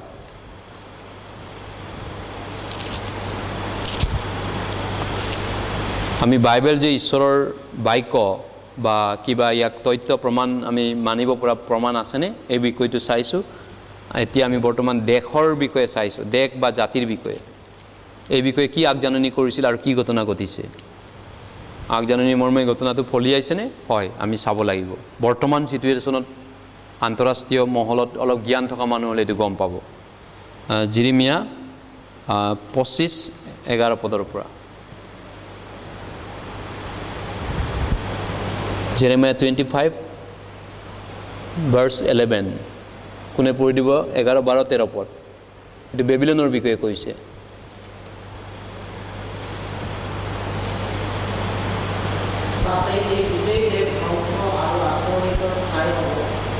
আৰু এই জাতিবিলাকে 70 বছৰলৈকে বাবিলৰ ৰজাক বন্দীকাম কৰিব। ইজৰাইলো হৈছে এই 70 বছৰ পূৰ হ'লে মই বাবিলৰ ৰজা আৰু এই জাতি আৰু কলতীয়াবিলাকৰ দেশক সিহঁতৰ নিমিত্তে দণ্ড দিম, আৰু মই তাক চিৰকালৰ নিমিত্তে ধ্বংসস্থান কৰিম। বা হয়, 13 পদলৈ। আৰু মই সেই দেশৰ বিৰুদ্ধে কোৱা মোৰ সকলো বাক্য, এনেকৈ জেৰেমিয়াই সকলো জাতিৰ বিৰুদ্ধে ধৰ্মী প্ৰচাৰ কৰা এই পৃথিৱীখনত লিখা সকলোকে সেই দেশলৈ ঘটাম। পুথিখনত হ'ব লাগে, পৃথিৱীখনত হৈ আছে ন। গতিকেলৈ ইয়াত সাংঘাতিক কথা কৈছে, এই গোটেই দেশ ধ্বংস, উচ্ছন্ন, বৰবাদ হ'ব, ঠাই হ'ব। আৰু এই জাতিবিলাকে ইজৰাইলৰ বিষয়ে এইটো ভাৱবাণী কৰি আছে। কিন্তু প্ৰথমত ইজৰাইলৰ বিষয়ে 11 পদত কৈ আছে। আৰু 70 বছৰলৈকে বেবিলৰ ৰজাৰ বন্দী কাম কৰাব। এই যে ইজৰাইলক 70 বছৰ পঠাম বুলি ঈশ্বৰে জেৰেমিয়াৰ যোগেৰে ভৱিষ্যতবাণী কৰিছিলে। কিন্তু 12 পদত ঈশ্বৰে আকৌ উল্টাই দিছে, বা 12 পদত ঈশ্বৰে এটা ভৱিষ্যতবাণী কৰিছে, জিহুৱাই আৰু কৈছে সেই 70 বছৰ পূৰ হ'লে ইজৰাইলে 70 বছৰ দুখ কষ্ট পাব লাগিব। কিন্তু ইজৰাইলৰ দুখ কষ্ট শেষ হ'লে উল্টাই দিব ঈশ্বৰে, মই বাবিলৰ ৰজাক আৰু সেই জাতিক, বাবিল জাতিক আৰু কলদিয়াবিলাকৰ দেশক, আব্ৰাম ক'ৰ পৰা ওলাই আহিছিল? কলদিয়া দেশৰ পৰা, বাবিলৰ পৰা, নহয় জানো? ইয়াতো কলদিয়া শব্দটো আছে, চিল্ডিয়ান। সিহঁতৰ অপৰাধৰ নিমিত্তে দণ্ড দিবগৈ, আৰু মই তাক চিৰকালৰ নিমিত্তে ধ্বংসস্থান কৰিম। হয়। গতিকে বাবিল দেশৰ বিষয়ে ঈশ্বৰে ভৱিষ্যতবাণী কৰিছে, সেইটো সম্পূৰ্ণৰূপে খাটি গৈছে, মিলি গৈছে। হয়। তাৰপিছত মধ্য ফাৰিস্য সভ্যতা, সেই বিষয়টো ঈশ্বৰে বাবিলকটো ধ্বংস কৰিলে। বাবিলৰ পিছত ভূমধ্য প্ৰাচ্য সভ্যতা এটা গঠন হৈছিল, আৰু সেইটোৰ ফাউণ্ডাৰ কোন আছিলে? চাইৰাছ কুৰ ৰজা। কুৰ ৰজাৰ বিষয়ে ঈশ্বৰে জন্মৰ আগতীয়াকৈ ভাৱবাণী কৰিছিল, এই ৰজাজন জন্ম হ'ব, আগতীয়াকৈ ভাৱবাণী কৰিছিল। আমি চাওঁ যিচয়া 45:1 এই বিষয়টো ভৱিষ্যতবাণী কৰিছিল যে এজন ৰজা ঈশ্বৰে পঠাব, জন্ম দিয়াব, মানে এটা ৰাজ্য স্থাপন কৰিবৰ কাৰণে। যিচয়া 45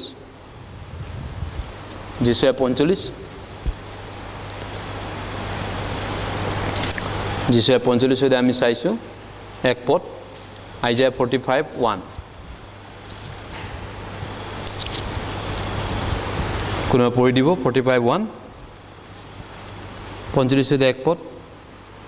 যাৰ আগত সকলো জাতিবিলাকক বশীভূত কৰিবলৈ মই তেওঁৰ অনুবাদ কৰিছোঁ, দুৱাৰবোৰ পুনৰাই জাপ নোখোৱাকৈ যাৰ আগত সেই দুৱাৰবোৰ মুকলি কৰিবলৈ ৰজাবিলাকৰ কঁকাল পেলাম, যিবাই সেই নিজ অভিযুক্ত কুৰছক সেই কথালৈ কৈছে। কুৰছ ৰজাৰ বিষয়টো, এই যে কুৰছ ৰজাটো ঈশ্বৰে অভিষিক্ত, ঈশ্বৰে আগতীয়াকৈ প্লেনিং কৰিছিলে এই ৰজাটোক কিবা এটা কাম কৰিবৰ কাৰণে।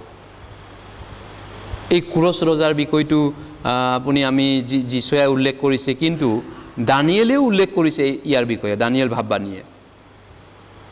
চাওঁ যদি আমি দানিয়েলে কি দৰ্শন দেখিছিল, দানিয়েল 8 অধ্যায়ত আমি চাওঁ দানিয়েলে এই ৰজাটোৰ জন্মৰ বিষয়ে ভৱিষ্যতবাণী কৰিছে। জন্ম নোহোৱাৰ আগতে কিবা এটা ঈশ্বৰে বিচাৰ কৰিবলগীয়া আছে কাৰণে, কাকবাই পিটিব এই ৰজাৰ যোগেদি ঈশ্বৰে, সেইকাৰণে এনেকুৱা ভয়ংকৰ ৰজা এটা ঈশ্বৰে জন্ম হ'ব দিছিলে। দানিয়েল, যি স্কেলৰ আগত আছে দানিয়েল,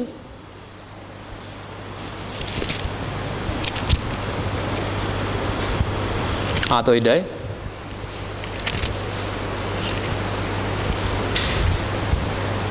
দানিয়েল 8 অধ্যায়,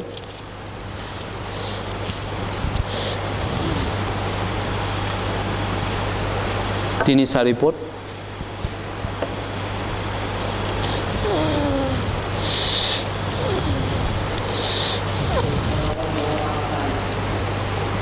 নশ কিমান?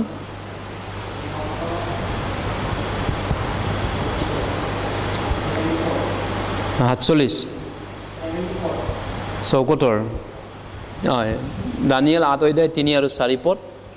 তেতিয়া মই চকু তুলি চাই দেখিলোঁ, নদীৰ সন্মুখত দুটা শিং থকা এটা মতা ভেৰ থিয় হৈ আছে, আৰু সেই শিং দুটা দীঘল, কিন্তু এটা শিং অন্যটো শিঙতকৈ বৰ দীঘল, আৰু দীঘলটো পাছে গজিল।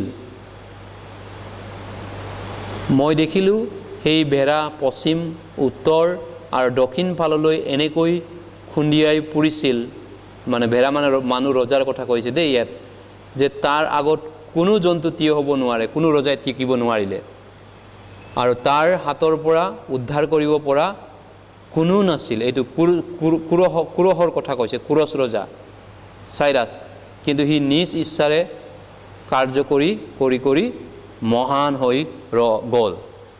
কিমান মহান শক্তিশালী ৰজা এজন জন্মৰ বিষয়ে ঈশ্বৰে আগতীয়া ভাৱবাণী কৰিছিল। দানিয়েল 8 অধ্যায় 25 পদত কৈছে, 20 পদটো চাব, আমি একেলগে পঢ়িম। 20 পদ। দুটা শিং থকা যি ভেড়া তুমি দেখিছিলা, সি মদিয়া আৰু পাৰস্য ৰজা দুজনক বুজায়। এইটো মাদিয়া আৰু পাৰস্য মানে ইৰাণ, অচুৰ মানে চিৰিয়া আছিলে। গতিকে যে এনেকৈ খ্ৰীষ্টপূৰ্ব 559 পাৰ্চিয়া, মাদিয়া, কুৰহৰ ৰজাই ভাঙি পেলালে, আৰু একেবাৰে তেওঁ বৰবাদ কৰি পেলালে একেবাৰে ধুই লৈ গ'ল তেওঁ এই সভ্যতাটো খতম কৰি পেলালে কুৰহৰ ৰজা কুৰছে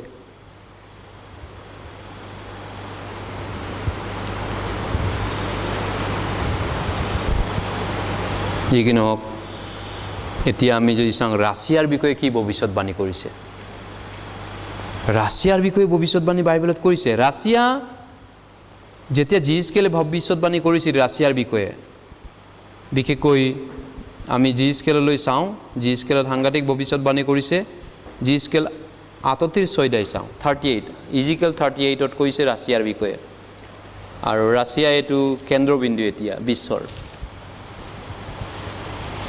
জিজকেল 38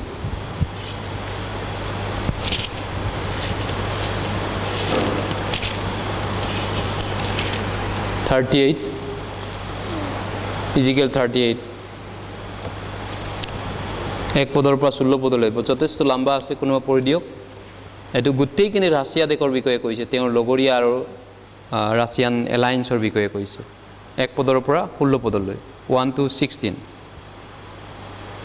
পাছে জিহুৱা বাক্য মোৰ ওচৰলৈ আহি বোলে হে মনুষ্য সন্তান মানুহ দেখিও ৰুছ মেছক আৰু জীৱনৰ অধিপতি দৰ্শনলৈ মুখ কৰি তাৰ বিৰুদ্ধে ভগৱানৰ প্ৰচাৰ কৰি কোৱা বহুসময় এইবিলাক কৈছে চোৱা ৰুছ মেছক আৰু জীৱনৰ অধিপতি এক ৰূপ মই তোমাৰ বিপক্ষে মই তোমাক ওলোটা আৰু তোমাৰ জাগতাটো ঘূৰি আঁকুতা লগাই তোমাক আৰু তোমাৰ ঘোঁৰা আৰু অশ্বাৰোহী আদি আটাই অন্য সামন্তকে উলিয়াম সিহঁত আটাইবোৰ উন্নতিত কওঁ আৰু ভাল কৰা মহাসল সিহঁত আটাইবোৰ তৰোৱালধাৰী সিহঁতৰ লগত পাৰস্য পুৰুষ আৰু লোক মাধুক আছে সিহঁত আটাইবোৰ ভাল হোৱা আৰু হিৰুৰ ৰক্ষক টুপি পিন্ধা অন্তৰ্ভাগত থকা তোমাৰ কণ্ঠ তাৰ আটাই কণ্ঠসমূহ আদি কৰি অনেক জাতি তোমাৰ সৈতে আছে তুমি যুগুত খোৱা নিজকে যুগুত কৰা তুমি নিজৰ ওচৰত গোট খোৱা দলসমূহে সৈতে যুগুত খোৱা আৰু তুমি সিহঁতৰ ৰক্ষা হোৱা বহু দিনৰ পাছত তোমাৰ সৈন্যসমূহ উঠোৱা হ'ব দলসমূহৰ পৰা ৰক্ষা পোৱা অনেক জাতিসমূহৰ পৰা জিকোৱা লোকবিলাকৰ দেশলৈ বহুকালৰ পৰা উৎপন্ন হোৱা ইজৰাইলৰ পৰ্বতবোৰলৈ বছৰবোৰৰ এক ভাগত তুমি যাত্ৰা কৰিবা কিন্তু সেই দেশৰ লোকবিলাকৰ জাতিবিলাকৰ মাজৰ পৰা পৰিমাণ কম আৰু তেওঁবিলাকৰ আটাইৰে নিৰাপদে বাস কৰিছে তুমি অতি ধুমুহাৰ নিচিনাকৈ যাত্ৰা কৰিবা তুমি আৰু তোমাৰ আটাই দলসমূহে আৰু তোমাৰ সৈতে অনেক জাতিয়ে মেঘৰ দৰে দেখিবা প্ৰভুজী মই এইদৰে কৈছিলে সেইদিনা তোমাৰ মনত নানা ভাৱ উদয় হ'ব আৰু তুমি কুকল্পনা কৰিবা আৰু তুমি ক'বা আমি কৰিবলৈ আৰু বস্তু পাৰি আনিবলৈ বৰ্তমানে বাস কৰা উচ্চন ঠাইবোৰৰ অহিতে আৰু জাতিবিলাকৰ মাজৰ পৰা কুকুৰা গৰু ছাগলী আদি বস্তু অৰ্জা পৃথিৱীৰ মাছ খাই বাস কৰা জাতিৰ অহিতে মোৰ হাত চলাবলৈ বৰ নোহোৱা গাঁৱত থকা দেশখনলৈ মই উঠি যাম ভূ-অস্থিৰে থকা নিৰাপদে বাস কৰা অধুনি বৰ ধান কপাত নোহোৱাকৈ বাস কৰা লোকবিলাকৰ তালৈ যাম শিৱা ভৱান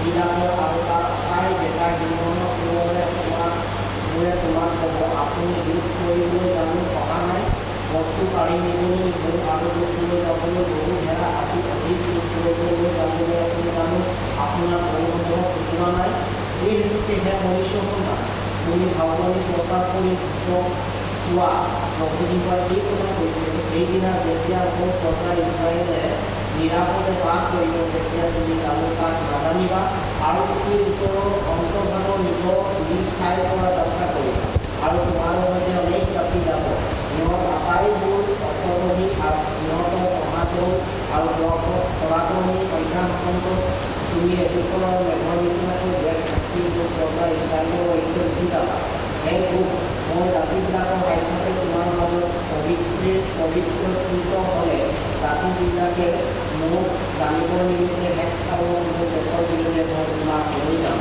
ঈশ্বৰে কি কৰিব হেকৰ পালে ৰাছিয়াৰ যোগেদি পৃথিৱীৰ লাষ্টত কি ঘটনা ঘটাব এইটো জি স্কেলে আগজাননী পাইছিলে বহুত বছৰ আগত, আজিৰ পৰা 2600 বছৰ আগত। তেওঁ দৰ্শনেৰে এই কথা আগজাননী কৰিছিল যে ইজৰাইলক ৰাছিয়াই কেনেকৈ উঠিব ইজৰাইলক খাই পেলাবৰ কাৰণে, খতম কৰিবৰ কাৰণে। আৰু তাৰ লগত চাইনা, কিবা কমিউনিষ্ট দেশ, লগতে পাকিস্তান বা ইৰাণ, ইৰাক, এইবিলাক দেশ চামিল হ'ব, ৰাছিয়া চামিল হ'ব আৰু ইজৰাইলক খাই পেলাবৰ কাৰণে প্লেনিং কৰিব। এইটো আজিৰ পৰা 2600 বছৰ আগত জি স্কেলে ভৱিষ্যতবাণী কৰিছে ৰাছিয়াই কেনেকৈ ইজৰাইলক এটেক কৰিব। মেগুক, এইটো কাৰ নাম? পুৰণা ৰাছিয়াৰ নাম মাগুক, মাগুক বুলি উল্লেখ আছে। আৰু এইটো আচলতে 3টা জেগাক লৈ গঠন হৈছে, ৰাছিয়া, ৰছ, মেছক আৰু টুবাল। ৰছ মানে ৰাছিয়া, ৰুছ, মেছক মানে মস্কো, টুবাল মানে তুৰ্কী। আৰু এইখিনি ভাৱবাণী এইটো বুজাইছে যে মাগুকৰ চলাওঁতাই ইজৰাইলক এটেক কৰিব পৃথিৱীৰ লাষ্ট দিনাখন, পৃথিৱীৰ অন্তিম দিনাখন, পৃথিৱীৰ সমাপ্তৰ দিনাখন মাগুকৰ ৰজাই ইজৰাইলক এটেক কৰিব, পৃথিৱীৰ লাষ্ট দিনা। তাৰপিছত তাৰ লগত ইৰাণ জড়িত হ'ব, পাৰ্চিয়া জড়িত হ'ব, কুছ জইন হ'ব, লিবিয়া আৰু পুট, এনেকা আৰব দেশবিলাকো জইন হ'ব। কিন্তু ঈশ্বৰে কৈছে মই তোমাৰ বিপক্ষ, ৰাছিয়াৰ বিষয়ে কৈছে। 39 জি স্কেল 39তো কৈছে, এক পদত, জি স্কেল 39 অধ্যায় 1 পদটো 1ৰ পৰা 4 পদ পঢ়ি দিবা। তাতো ঈশ্বৰে কৈছে এই দেশে কোনো ইজৰাইলক ভেৰি ধৰিব। আৰু হে মনুষ্য সন্তান, তুমি যুগৰ বিৰুদ্ধে ভাৱবাণী প্ৰচাৰ কৰি যোৱা। প্ৰভু যীশুৱে এইদৰে কৈছে, ৰুছ, মেছক আৰু টুবালৰ অধিপতি হে যুগ, চোৱা মই তোমাৰ বিপক্ষ আৰু মই তোমাক গোটাম, তোমাক চলাই লৈ আহিম আৰু ওপৰৰ অন্তৰ্ভাগৰ পৰা তোমাক উলিয়াই ইজৰাইলৰ পৰ্বতৰ ওপৰলৈ তোমাক আনিম। আৰু মই প্ৰহাৰ কৰি তোমাৰ ধনু তোমাৰ বাওঁ হাতৰ পৰা পেলাই দিম আৰু তোমাৰ সোঁ হাতৰ পৰা তোমাৰ কাণবোৰ পৰি যোৱা কৰিম। তুমি ইজৰাইলৰ পৰ্বতবোৰৰ ওপৰত তোমাৰ আটাই দলসমূহ আৰু তোমাৰ লগত থকা জাতিবিলাকে অৰ্থে কৰি থাকিবা। তোমাক খাবলৈ মই সকলো বিধৰ যুদ্ধ পক্ষী আৰু বনৰীয়া জন্তু তোমাক দিম। হয়, ভয়ংকৰ কথা। ইয়াতে ভয়ংকৰ কথা কৈছে জি স্কেলে যি ভাৱবাণী কৰিছে, ৰুছ, মেছক আৰু টুবলৰ অধিপতি গোগ ৰাছিয়াই লিডাৰ হ'ব।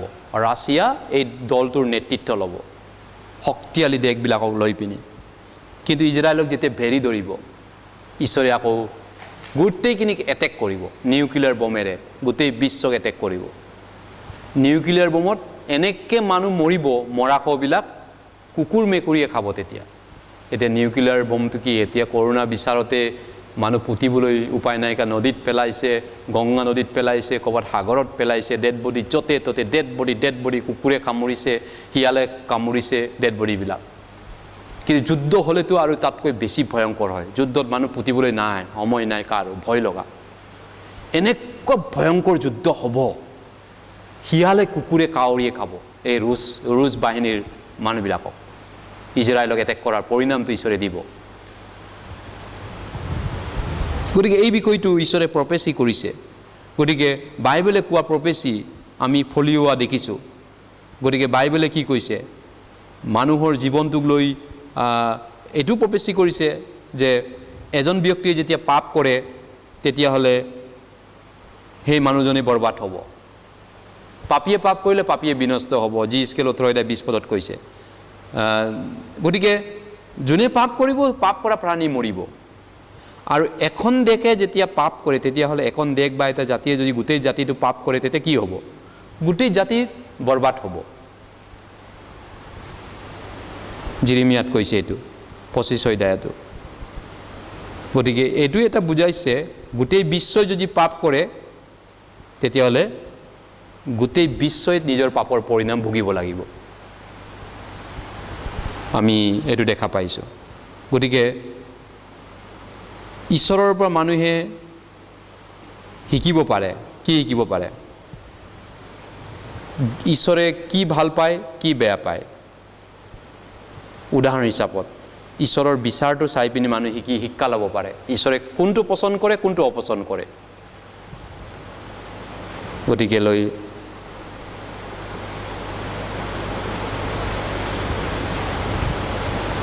তোমাৰ বিচাৰ যেতিয়া পৃথিৱীত হ'ব, পৃথিৱী নিবাসীবিলাক ভয়ত পেঁপা লাগিব, ভয় খাব। আমি শেষ বাইবেল পদ চাবলৈ গৈ আছোঁ, যিচয়া 26 অধ্যায় 9 পদ, যিচয়া 26 অধ্যায় 9 পদ। ঈশ্বৰে যেতিয়া মানুহক বিচাৰ কৰে, পৃথিৱীৰ মানুহবিলাক ধাৰ্মিক হৈ পৰে, ভয় খায়, ঈশ্বৰৰ নামত ভক্তি কৰিবলৈ আৰম্ভ কৰে। গোটেই বিশ্বব্যাপী ঈশ্বৰে বানপানী নোহোৱাৰ দিনত বিচাৰ কৰিছিল, নহয় জানে? এবাৰ কাৰণে গোটেই বিশ্বত পোনপ্ৰথমবাৰ গোটেই বিশ্বব্যাপী বিচাৰ কৰিছিল। এতিয়া গোটেই বিশ্বব্যাপী বিচাৰ, এটা কৰোণাও প্ৰায় হৈছে তেনেকৈ। 26 আইজায়া 26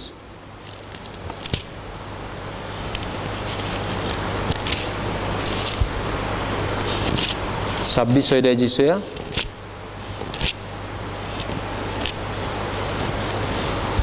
আইজায়া 26 26 অধ্যায় 9 পদ।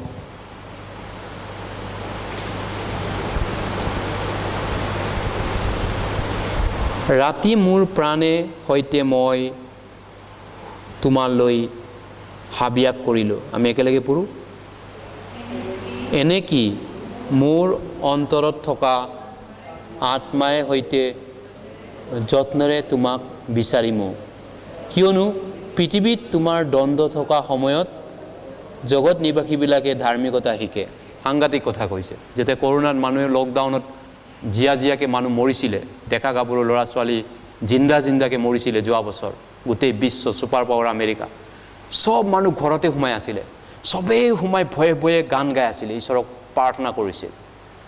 যেতিয়া গোটেই বিশ্বক ঈশ্বৰে বিচাৰ কৰিছিল নোহাৰ বানপানীৰ সময়ত, গোটেই নাৱত প্ৰাৰ্থনা কৰিছিল নোহাৰ পৰিয়ালটো, ঈশ্বৰক আৰাধনা কৰিছিল। গোটেই বাকী মানুহ বানপানীত ডুবি মৰিছিলে। যোৱা বছৰ 2 বছৰ লকডাউনতে সেইটো দেখা পাইছোঁ।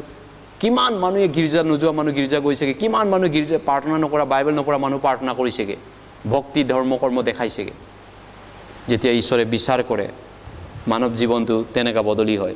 কিয়নো পৃথিৱীত তোমাৰ দ্বন্দ্ব থকা সময়ত, এই দ্বন্দ্ব 2 বছৰ যিটো দ্বন্দ্ব আছিলে, নোহাৰ বানপানী 150 দিন দ্বন্দ্ব আছিলে, জগত নিবাসীবিলাকৰ ধাৰ্মিকতা শিকে। ৰাইট। গতিকে ঈশ্বৰৰ বাক্য সত্য হয়।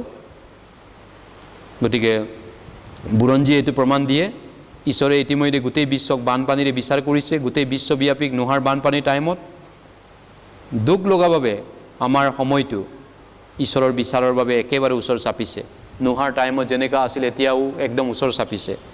বাইবেলে কৈছে ঈশ্বৰৰ ফাইনেল বিচাৰ যিটো শাস্ত্ৰৰ ভাৱবাণী কৰিছে, বিশেষকৈ গোটেই বিশ্বব্যাপী বিচাৰ, এইবিলাক আমি বিশ্বত কি ঘটনা ঘটি আছে শেষ কালত, তাৰ আগতে কি ঘটনা, শেষ কালৰ ঘটনাবিলাক বিশ্বৰ বিষয়ে কি ভৱিষ্যৎবাণী কৰিছিল। যদি আমি বাইবেল চেমিনাৰ মনত পঢ়োঁ, সেইবিলাক আপোনালোকে মনত আছে বিশ্ববাসীৰ বিষয়ে ঈশ্বৰে কি ভৱিষ্যৎবাণী কৰিছে, কি হ'ব বিশ্ব শেষৰ পালে। স্পেচিফিক বিশেষ কাৰণবিলাক বাইবেলৰ উল্লেখ আছে। তেনেধৰণৰ উদাহৰণ হিচাপত আমি যদি চাওঁ, যুদ্ধ বিগ্ৰহ হ'ব, পৃথিৱীৰ শেষৰ পালে যুদ্ধ বিগ্ৰহ বাঢ়িব, ভূমিকম্প বাঢ়িব, বানপানী বাঢ়িব, আকাল বাঢ়িব, মহামাৰী বৃদ্ধি হ'ব, নতুন বেমাৰ আজাৰ বাঢ়িব, আৰু গোটেই বিশ্বত এনেকৈ কেতিয়াও নেদেখা নুশুনা ঘটনা বিশ্বই দেখিবলৈ পাব। এইবিলাক বাইবেলত লিখা আছে, আৰু লিখাৰ মতে এটা এটাকৈ ফলিয়াইছে। লোক 21 অধ্যায় 10-11 পদৰ উল্লেখ আছে এইটো।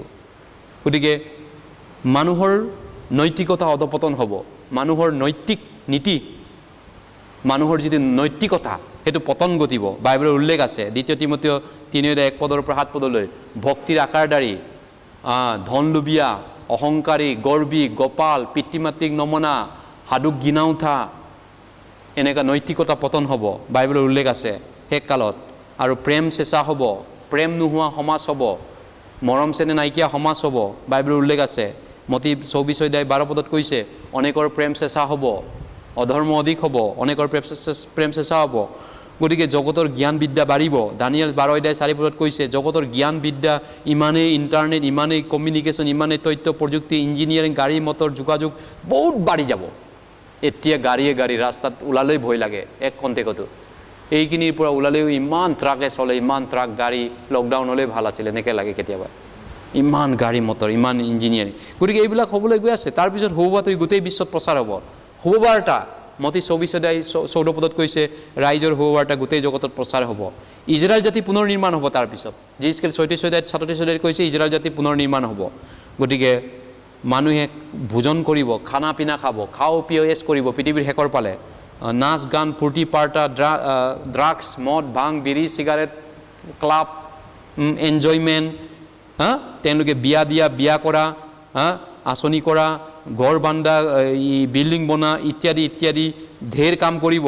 কিন্তু ঈশ্বৰৰ প্ৰতি কোনো ইণ্টাৰেষ্ট নাই, ঈশ্বৰক বিচৰাৰ কোনো ইণ্টাৰেষ্ট নাই কাৰো।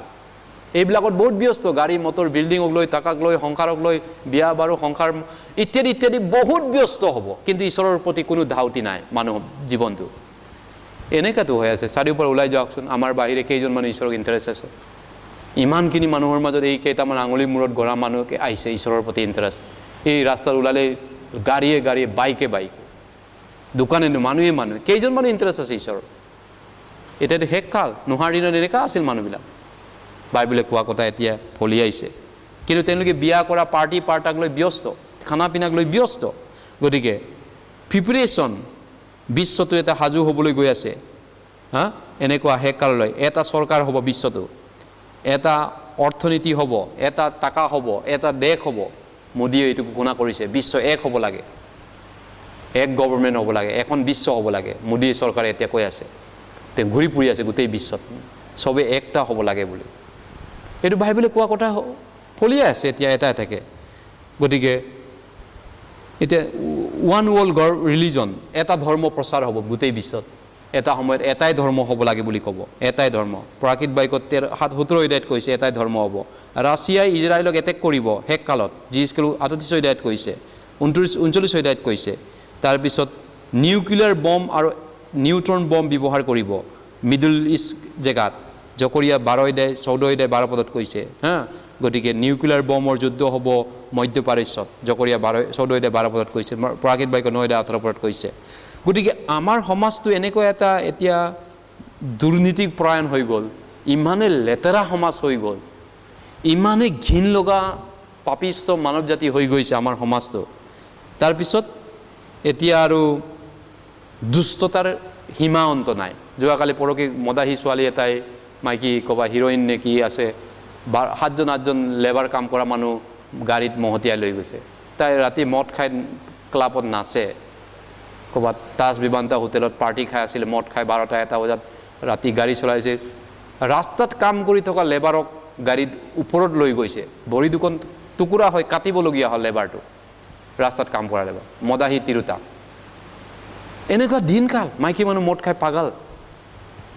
ইমান লেতেৰা যুগত আছোঁ, ইমান ভয়ংকৰ দিনত আমি আহি পালোঁ। এতিয়া কোনে কণ্ট্ৰল কৰিব? কোন মা বাপেকে সেই মাইকীক কণ্ট্ৰল কৰিব? কোন হাজবেণ্ডে কণ্ট্ৰল কৰিব এই মাইকীক? কোনে পাৰে কণ্ট্ৰল কৰিব? এতিয়া ক'ত গ'ল তাৰ মা বাপা? তাৰ হাজবেণ্ড ক'ত গ'ল? ল'ৰা ছোৱালী ক'ত গ'ল? নাজানো। পৰিয়াল ক'ত গ'ল? ঈশ্বৰৰ বিচাৰ নিশ্চয় ওচৰতে আছে।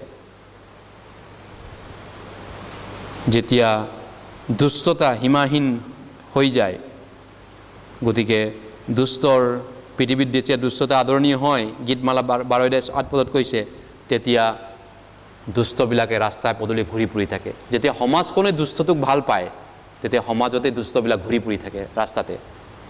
আমাৰ যুগ তেনেকুৱা হয়। গতিকে পাপ অধিপতি বাঢ়ি গৈছে প্ৰিয়সকল। গতিকে আমি জাগি উঠা উচিত ঈশ্বৰ বিচাৰ কৰিবৰ কাৰণে। তেওঁৰ সময়, তেওঁ খামোচ মাৰি ধৈৰ্য ধৰি আছে মাত্ৰ। আহক প্ৰাৰ্থনা কৰোঁ। আমাৰ পবিত্ৰ মৰমীয়াল পিতৃ, তোমাক ধন্যবাদ কৰিছোঁ। তোমাৰ বচন, তোমাৰ বাক্য আমি ফলিওৱা দেখিছোঁ।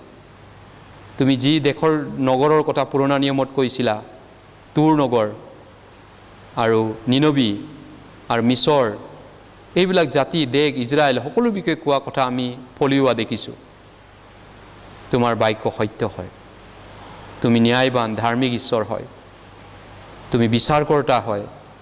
যেতিয়াই মানুহ অহংকাৰ উপন্দি উঠে, এজন ব্যক্তিয়ে হওক, এখন দেশেই হওক, এখন ৰাজ্যই হওক বা গোটেই বিশ্বৰ মানুহেই হওক, তুমি বিচাৰ কৰে। তাৰ প্ৰমাণ তুমি দিছা মানৱ জাতিৰ জীৱনত।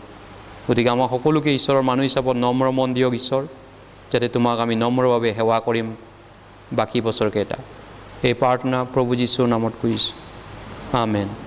ঠিক আছে, ঈশ্বৰে সকলোকে মংগল কৰক। ধন্যবাদ।